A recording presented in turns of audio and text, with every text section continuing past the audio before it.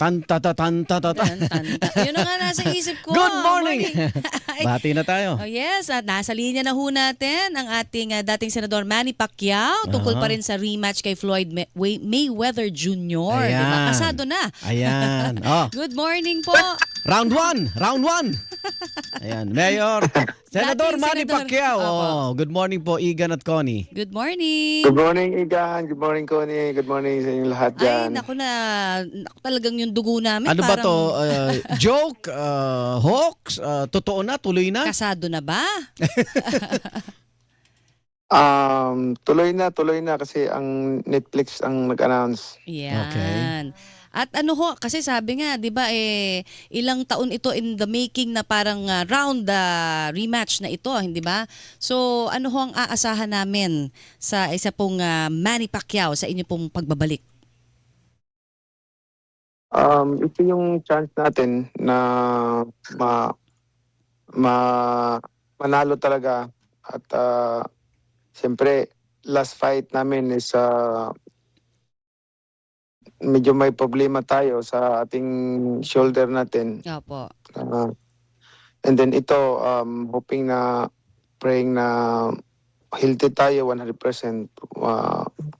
at may panalo natin yung fight. At sa tingin nyo ho, sir, kasi sabi nga wala pang talo si Floyd Mayweather Jr. Syempre lahat kami nagdadasal na kayo ho ang unang makatalo, ano? Pero paano nyo ho pinaghahandaan itong laban na ito? Ano ang mga kaibahan? Syempre, you're older now, medyo marami rin ho kayong gustong maibaba doon sa inyo pong mga previous na paghahanda as compared to now. May enough time pa naman tayo para mag-prepare. So to make sure talaga na 100% condition tayo at ready to the fight. September 19 pa naman yun. So good timing because ilang buwan pa pwede tayo mag-prepare talaga para makuha natin yung 100% condition natin. So malaking laban ito. Maganda rin para sa yung kasagutan doon sa mga tanong na sinong who is the greatest. Oo. Pero ito ba exhibition o totoong laban, Senador? Actually, since before, after our first fight, maraming magsabi at gusto niya exhibition lang, but hindi ako pumayag. I did not accept yung offer na exhibition. Okay. Gusto ko real fight. So ito, hanggang sa pumayag siya, he came out from retirement tapos nag-okay siya na maglaban kami ulit. So good timing naman. Ayun. Kasama mo na ba sa training mo yung pagtakbo? Kasi tumatakbo si Mayweather. Ha? This time around siguro kailangan natin ng more on pressure sa pagdating sa fight. Okay. Siguro yung first fight namin, we learn a lot. So mas ma-improve pa yung this time around sa second fight namin. Oo. Ano Teka po muna. ba yung natutunan ninyo doon sa unang laban ninyo? Yung more on aggressive pa siguro. I'm sure more on aggressive pa para Sa parte po ninyo? clearly. Although aggressive na tayo doon sa first fight, but this time around is more on aggressive. But what we need is like talagang 100% stamina. So kailangan stamina talaga. Pero Senador, yung father time sinasabi, yung edad yung dalawa. Anong ma-expect ng publiko? Andun pa rin yung bilis, andun pa rin yung sinasabi mong stamina. Wala namang problema pagka disiplinado kang tao. Okay. Ang isang tao kasi pag disiplinado, kahit na ganito yung edad namin, basta disiplinado ka, hindi naman mawawala. Like yung katulad yung last fight ko kay Barrios, that's the 2 months training lang for 4 years day off yung pahinga na walang laban. So Oo nga. at least nakuha ko pa rin yung condition na yun, but hindi pa talaga yun ang gusto kong maging condition kasi 2 months lang yung preparation natin doon. But this time around, I think we need 4 months to prepare for the fight.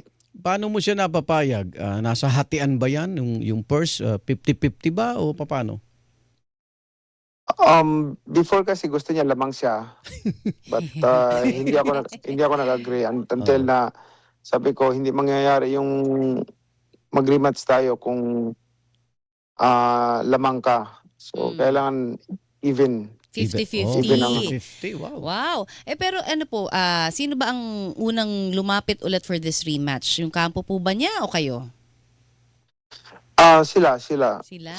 Okay. That's good. Kasi sabi niya nga dati, 'di ba, hindi na niya gagawin pa itong rematch, no? Pero at least nakasado na ito. Syempre ang gusto natin malaman, sir, yung inyo pong practice sa Amerika ho ba kayo o dito tayo magpa-practice sa Pilipinas?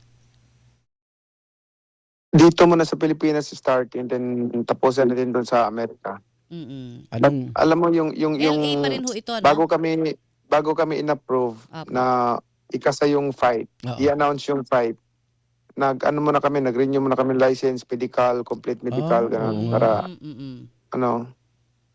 Pero So, nag-uusap ba ho kayo ni Floyd Mayweather even after Textmate yung ba kayo? Oo, Oo. fight. Kasi naalala ko parang dumalo pa siya dito sa ating bansa, di ba, after the fight. Hindi kami nag-uusap. Siguro yung middleman na magiging promoter, Mm. sila ang namagitan sa amin. Sila ang nakikipag-usap din sa company Floyd Mayweather. Oo. Mm-mm. At ang target na date nito, September. September. Ayun. Mm-mm. September 19. 19. Kailan ho kayo simulang mag-ensayo na? No, ng pagtakbo. Mm. Kasi puro takbo ho siya eh. Sa ring. Actually, katatapos ko lang nag-jogging ngayon eh. Ay, Oo, naku. okay. Salamat. At Oo. ang coach nyo ho, pareho pa rin? Si Coach Si Freddy Buboy pa Ro- rin. Buboy hindi saka na Freddy. Coach Freddy Roach pa rin and si Buboy. Okay. Ay, Senador, samantaling ko lang, nabanggit ka ni... Magandang, sige ho.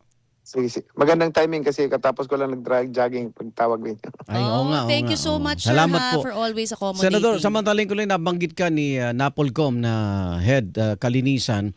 Nahuli nila yung vlogger na si Norman Mangusin na sinasabi may utang ka raw at nalait pa yung nanay mo. Hinahamon ka na pumuntang Napolcom at magsampa rin ng kaso. Anong plano mo rito? May mga kaso kong isasampa sa kanya. Hindi lang isa, but marami. Naka-prepare na lahat yun, pati yung mga ebidensya.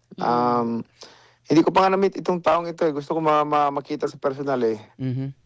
Mm. Nasa Parañaque Oo. City Jail na yata, nalipat. Opo. Nakita ko yung video nung Kasi pinakita po sa inyo. Sige po. dapat lang talaga kasi mahilig siya mag-name dropping and then gumawa ng story na hindi naman totoo para lang sa kanyang personal gain. Content. No, mahirap 'yun. Mahirap itong taong ito. Dapat hindi ito payagan na yung sa kanyang mga ginagawa kasi siyempre ang social media natin ngayon masyado ng malakas at lahat nagre-rely sa social media news. Oo. So mahirap yung mga tao marami ring mga tao naniniwala sa kanya na napaniwala niya. Okay. Pero marami siyang tao na niloko, especially yung mga OFW natin. Oo. Okay, Sir- abangan natin. Sir, nakita ko yung video. Medyo dun sa video talaga mataas po yung emosyon ninyo, no? Dahil particular na natira ho niya dun sa mga nabanggit na yung inyo pong nanay, si Si Mami Mami Junicia. Junicia. Ito ho, talagang medyo may galit ho kayo. Personal po ito sa inyo. I'm just controlling myself sa totoo lang kasi kasi siyempre nag-share ako ng word of God, nagpi-preach ako. So ayaw ko kasi bawal yung magalit ka, ganyan. Inano ko na lang sa government which is the authority. Na-create ng Panginoon yung authority which is the government to punish those wrongdoers. So yan yung purpose dyan. Okay. So since nandoon na siya sa Kulungan. government, panagutan niya yung mga kasalanan niya. Buti na lang for me, Mm-mm. wala akong hatred or grievances against someone. I just want to share love, you know. Pero kailangan may accountability rin.